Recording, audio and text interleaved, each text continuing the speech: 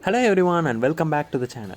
In today's video, we'll be seeing a complete guide on how to play Hayate with advanced gameplay tips. Before we begin, I want to ask you guys to consider subscribing for more great content. Now then, let's get right into the video. Starting off with Hayate's passive, Blood of the Dragon. Hayate's normal attacks can bounce, dealing 35% of the damage to a nearby non-hero enemy, which obviously means minions, while dealing 50% on monsters and increases with his level. So what this means is that when you attack an enemy who is near an opponent minion or monster, the shuriken bounces to the minion or monster and deals damage. This also happens when you attack any minion or monster.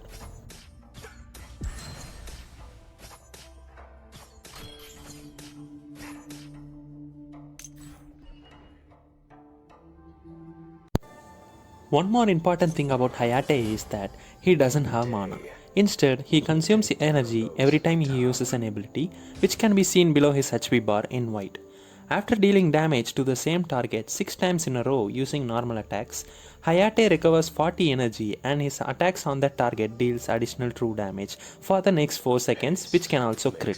So when you start hitting an enemy, you can see a mark on them which starts filling. So after hitting them 6 times, you can see that the mark gets completely filled and Hayate starts dealing true damage till it drains, which happens in next 4 seconds, while also gaining energy.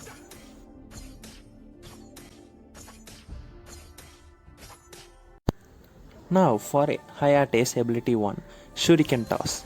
Hayate tosses shurikens in the target direction while increasing his movement speed by 10%.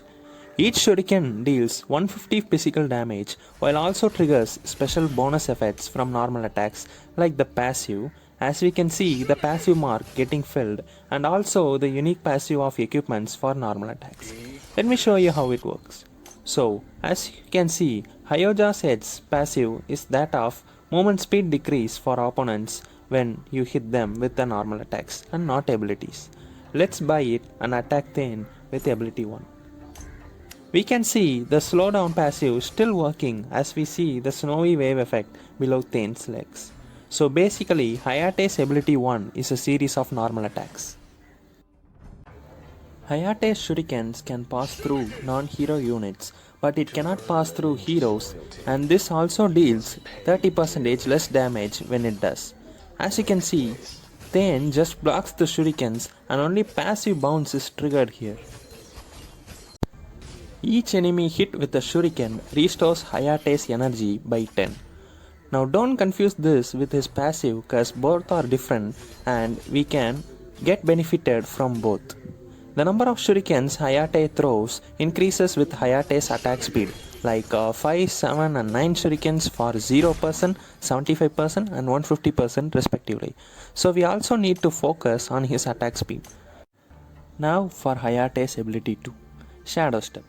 Hayate dashes to the target location instantly and triggers the passive effect.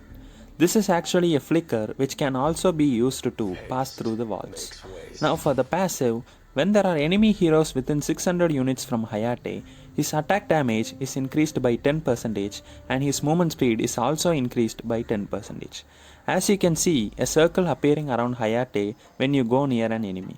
So this passive is triggered when there are enemies within it, which is indicated above the restore button as an icon. Shadow Step increases movement speed and damage. So this is a common passive which triggers when you are near enemy. So when you use your ability 2, the passive is triggered even when there are no enemies nearby. Now for his ultimate, Kunai Blitz. Hayate quickly appears at the target location and tosses kunai in waves to attack nearby enemies, dealing 150 physical damage each wave while also triggering additional effects from normal attacks, just like ability 1. The number of waves also increases with his attack speed, just like ability 1. This is also like series of normal attacks, dealing area damage and also deals true damage when the mark fills. But be careful, as this ability gets cancelled if you use any of the on-screen controls or when you get stunned. Now let's move on to some of the advanced tips for Hayate. Let's start with this build. So this is the common build that I use for Hayate. Of course, it might vary depending on the situation. First off, we start with the bulls. Here we have War Boots, which gives us attack speed since Hayate needs attack speed. You can also swap it with Gilded Greaves if you think you are constantly getting slowed down by enemies during mid to late game. Next comes Clave Sanchi, which is an important equipment for all marksmen. Then there is Blitz Blade, which gives attack speed, movement speed, critical chance, and also has a chance to chain lightning that deals additional magic damage. Then we have Six Sling, which gives attack speed, critical chance, and movement speed, while also giving resistance after landing critical hit.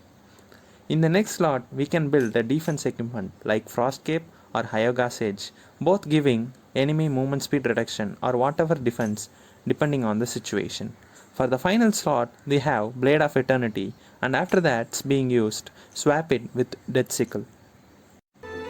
Now for Arcana, I prefer Blitz, Gorilla and Skeever 10 each. In Clash of Titans, it's Blitz, Fairy and Dragoon. For enchantment, I really don't care much about it. I would just pick the popular enchantment. But I did set up one which I would think would be good for Hayate. We focus on Veda here with Acts of Sacrifice, and then there is Blessings, and then finally Angelic Guardian. Below we focus on League of Humans with Enhanced Restore and again League of Humans with Gunslinger. Now regarding Hayate's playstyle. First off, always keep an eye on your energy bar. Since Hayate's energy works differently than mana, there might arise a crucial situation where you need to cast an ability but you can't due to low energy. Next off is your ability 2. Keep this ability reserved since sometimes you might need to retreat and this can be quite useful in escaping from enemies. Only use it for offense when you are completely safe. Next off is his ability 3. Never engage with this ability, ever. So, this ability can be cancelled when stunned or by using any controls, right? So, when you engage, enemies will throw everything on you and you'll die in a flash. So rely mostly on normal attacks and ability 1 for damage. The correct time to use ability 3 is when you know for sure that enemies used all their control abilities and that this ability is more suitable for finishing off enemies. Also, try filling the mark before using it for true damage. Always make sure that there is passive mark on enemy before using ability 3 since without it, Hayate won't deal much damage and filling the mark with ability 3 takes more time, thus dealing less damage and no true damage. Next up is his passive, Shadow Step, which also acts more like an alert. So when you go near a brush and see the passive circle, it means that there are enemies inside the brush. Better run. One more thing I forgot to mention is that the enemy towers also have the passive bounce. So that's it for the video guys, hope you all liked it. Once again you can drop a like and consider subscribing for more great content and I'll see you guys in the next video.